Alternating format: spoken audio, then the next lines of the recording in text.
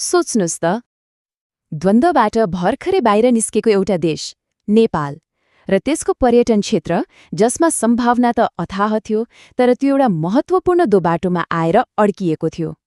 आज हामी त्यही 2065को महत्त्वाकांक्षी पर्यटन नीतिभित्र डुबुल्की मार्नेछौँ, जसले नेपालको पर्यटनको भविष्य नै बदल्ने एउटा ठूलो सपना देखेको थियो। र यो केवल एउटा सरकारी कागजको विश्लेषण होइन, यो त एउटा राष्ट्रले आफ्नो पुनर्जागरणका लागि गरेको प्रयासको कथा हो। आज हामी के कुरा गर्छौं त? सुरुमा हामी नेपालको त्यो सुनौलो सम्भावनाको कुरा गर्नेछौं। त्यसपछि त्यो सम्भावनालाई अघि बढ्न नदिने बाधाहरू के थिए भनेर हेर्नेछौं। र अन्त्यमा ती बाधाहरूलाई पन्छाउन बनाइएको त्यो खास रणनीतिक योजनाको चिरफार गर्नेछौं। ल सुरु गरौं जगबाटै। आखिर यो सबै नीतिको आधार के थियो त? त्यो थियो नेपालको आफ्नै प्राकृतिक र सांस्कृतिक शक्ति। सुन्दा कस्तो राम्रो लाग्छ है यो वाक्य, तर यो केवल एउटा सुन्दर वाक्य मात्र थिएन। नीतिले सुरुमै यो कुरा राखेर एउटा सत्य स्थापित गर्न खोजेको थियो कि हामीसँग सुनको खानी त छ, तर हामीले त्यसलाई सही तरिकाले खन्नै जानेका छैनौं। यो एकैपटक नेपालको शक्ति र कमजोरी दुवैको स्वीकारोक्ति थियो। तर यहाँ एउटा ठूलो तर आइपुग्छ। यति धेरै सम्भावनाको खानी हुँदाहुँदै पनि नेपालको पर्यटनको गाडी किन अगाडि बढ्न सकिरहेको थिएन त? केले रोकिराखेको थियो? हो, ठ्याक्कै यही प्रश्नको जवाफ खोज्ने क्रममा नै 2065को नीतिको जन्म भएको हो। अब हेरौं ती वास्तविक समस्याहरू के थिए जसले गर्दा एउटा नयाँ नीतिको आवश्यकता नै महसुस भयो। कुरा के थियो भने समस्या एउटा मात्र थिएन, यो त एक अर्कामा जिल्लिएको समस्याको जालो जस्तै थियो। एकातिर बाटो, बिजुली जस्ता आधारभूत कुराहरू नै थिएनन्, अर्कोतिर सरकार र व्यवसायीहरू आफ्नै सुरमा थिए, तालमेल नै थिएन। तर सबैभन्दा ठूलो र दुःखको कुरा के थियो भने पर्यटनबाट आएको पैसा केही सीमित सहर र मान्छेको हातमा मात्रै थियो। गाउँका मानिसहरूले त त्यसको खासै फाइदा नै देख्न पाएका थिएनन्। यसले विकासलाई असन्तुलित बनाइरहेको थियो। हो, अब यही जेलिएको गाँठो फुकाउनको लागि एउटा महत्वाकांक्षी योजना अगाडि सारियो, पर्यटन नीति 2065। यो खाली टालटुल गर्ने प्रयास थिएन, यो त पूरै प्रणालीलाई एउटा नयाँ दिशा दिने खाका थियो। अब सरल भाषामा भन्नुपर्दा यो नीतिको लक्ष्य थियो पर्यटनलाई केवल मनोरञ्जनको साधन मात्रै होइन, देशको अर्थतन्त्रलाई चलाउने मुख्य इन्जिन बनाउनु। द्वन्द्वले थला परेको अर्थतन्त्रलाई उकास्ने यो एउटा शक्तिशाली बाटो हुन सक्थ्यो। ल अब यो वाक्यको 3वटा शब्दलाई समातो है त। आकर्षक, सुन्दर र सुरक्षित। आकर्षक र सुन्दर त नेपाल सधैँ थियो, तर त्यो सुरक्षित भन्ने शब्द थप्नु चाहिँ निकै महत्त्वपूर्ण थियो, किनभने यसले द्वन्द्वपछिको समयमा विश्वलाई एउटा बलियो सन्देश दिइरहेको थियो। नेपाल अब खुल्ला छ र यहाँ आउन सुरक्षित छ। यो एक किसिमको मार्केटिङ रणनीति पनि थियो। अब यति ठूलो सपना देखेपछि त्यसलाई उभ्याउन बलियो खम्बा त चाहियो नि, होइन र? हो, यिनै थिए ती 4 खम्बाहरू। पहिलो, पर्यटनलाई पैसा कमाउने मुख्य माध्यम बनाउने। दोस्रो, त्यो पैसालाई गाउँ-गाउँसम्म पुर्याएर गरिबी घटाउने। तेस्रो, हामीसँग जे छ त्यसलाई जोगाउने।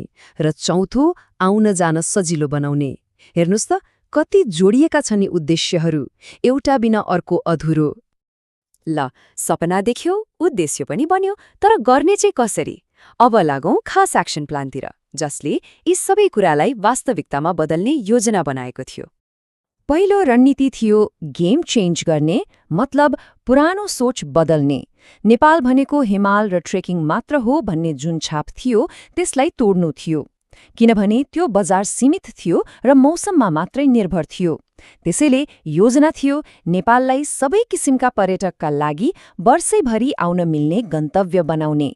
र यहाँनिर देखिन्छ कि त्यो बेलाको दूरदर्शिता।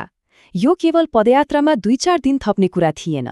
माइस अर्थात् ठूला अन्तर्राष्ट्रिय सम्मेलनहरूलाई लक्षित गर्नुको मतलब थियो एकै पटकमा सयौं हजारौं उच्च खर्च गर्ने पर्यटक भित्र्याउनु। स्वास्थ्य र योगमा ध्यान दिनुको मतलब थियो विश्वभर चलिरहेको वेलनेस ट्रेन्डको फाइदा उठाउनु। यो पर्यटकको संख्या बढाउने होड मात्र थिएन, यो त गुणस्तरीय पर्यटक भित्र्याउने रणनीति थियो। अब दोस्रो खम्बा। याद छ हामीले अघि के भनेका थियौं? पर्यटनको सबै फाइदा सहरले मात्रै लियो भनेर? हो, अब त्यसैको समाधान खोजियो।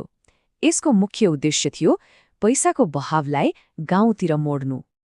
यसको मतलब के हो भने अब पैसा काठमाडौँ र पोखरामा मात्रै अड्किने भएन।